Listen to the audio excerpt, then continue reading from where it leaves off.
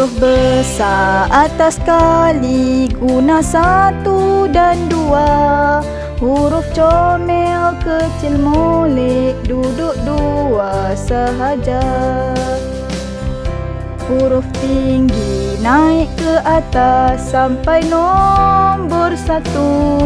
Huruf berkaki turun bawah garis X jangan lupa.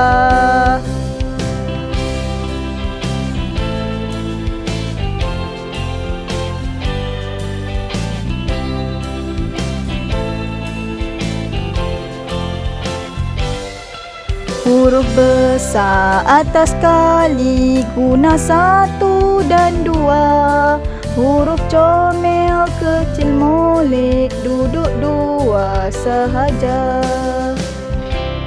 Huruf tinggi naik ke atas sampai nombor 1.